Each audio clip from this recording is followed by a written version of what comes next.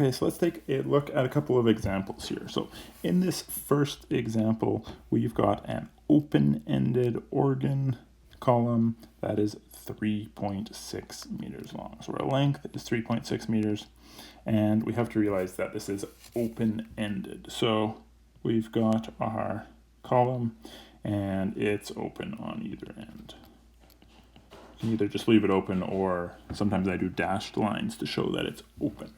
And we're trying to find the wavelength of the fundamental played by this instrument. So when it's saying the fundamental, basically what it's asking for is what is the the wavelength that first occurs, which causes resonance in this instrument. So if you think back to what we were learning about open-ended organs or open-ended air columns.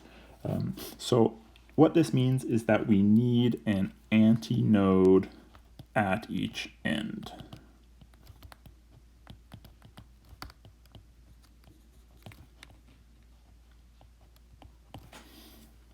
So if we're thinking about standing waves, that means that cannot be the part that is touching the equilibrium point here. So the first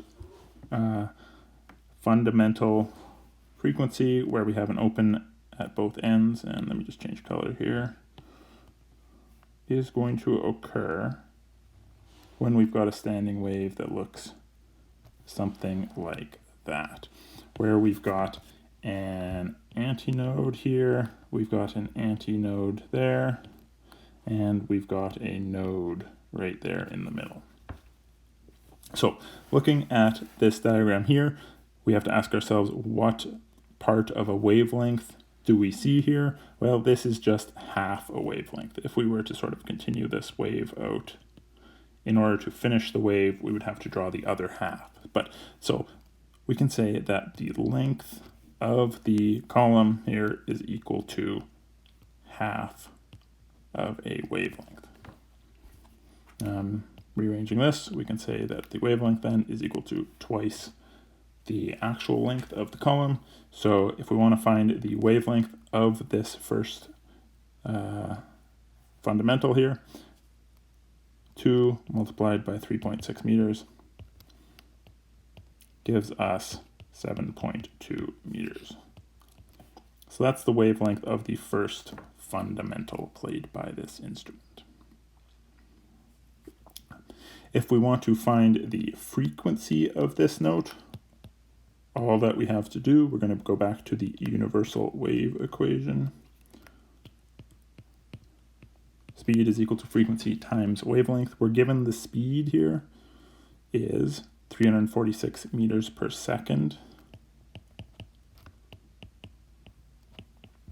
So just rearranging this, frequency is equal to speed divided by wavelength is equal to 346 meters per second divided by 7.2 meters.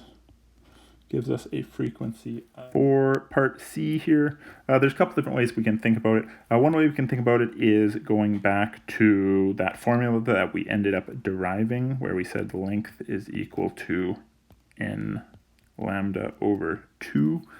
Since we're looking for the third harmonic, n is 3. So if we plug 3 in there, we know our wavelength, so we can rearrange this, and we get lambda is equal to 2L over 3 is equal to 2 times, what was our length, 7.2 meters divided by 3 is equal to 2.4 meters. And then similarly to what we did here, we can plug this into our formula where we get frequency is equal to 346 meters per second divided by, instead of divided by 7.2, rather, we're going to divide by 2.4 meters here to get 1.4 times 10 to the 2 hertz. Another way to think about this one is that since this is the third harmonic and we already have found the first harmonic, we could also multiply by 3. And those are going to give us the same answer either way.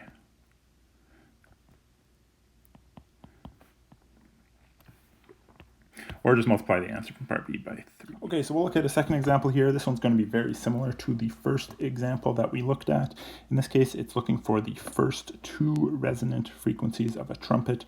Again, this is an open-ended instrument with an unwound length. So basically, the trumpet is curled up a little bit, but if you unwind it and look at the actual length of the column, it's 1.48 meters. And we're told the speed of sound in air is 330 meters per second. So let's write down what we know. Again, we've got a column that is open at both ends. And so in order to find the first harmonic, again, because it's an open-ended one, this is going to have to look something like this with an antinode at both sides. So the first harmonic here is going to occur at the point where the length is equal to half of that wavelength. So again, the wavelength is going to be equal to twice the length. We can put some numbers in here at this point if we would like. Find our wavelength is 3.96 meters. And if we want to find that as a frequency, well, universal wave equation here, velocity is equal to frequency times wavelength. So frequency is equal to speed over wavelength, 330 meters per second, divided by 3.96 meters, gives us 83.3 hertz. So this is the first frequency. If we want to find the second frequency, because it's asking for the first 2 resonant frequencies, well, that one's just going to be equal to twice the first one, which will be 2 times 83.3, gives us 167 hertz. So another example of an open-ended instrument. Next, we'll take a look at an example of a closed-ended instrument.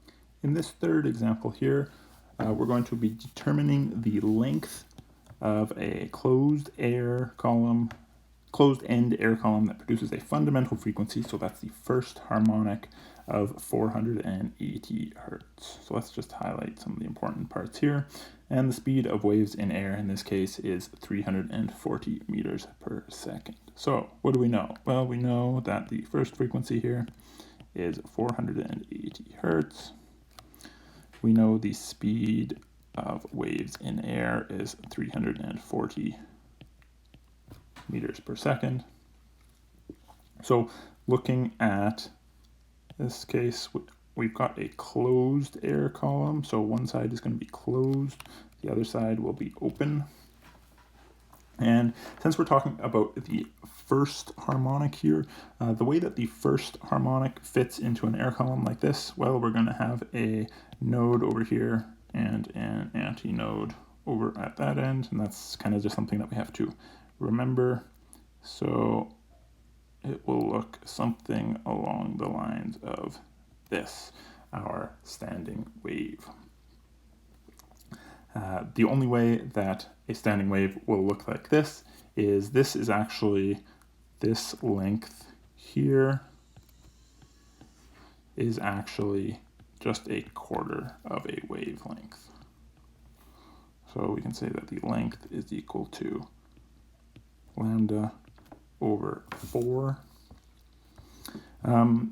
Using our universal wave equation here, we know that speed is equal to frequency times lambda. So if we isolate lambda, it's equal to speed over frequency. We can take this and substitute it in.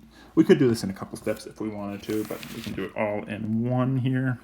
So length is equal to, so instead of lambda, now I'm going to write v over f divided by 4. We can simplify this down to v divided by 4f is what the length of this column is going to be. We know 340 meters per second divided by 4 times 480 hertz. The seconds and the hertz are going to cancel out. And we're going to find that the length of the required air column in this case is 0.177 meters.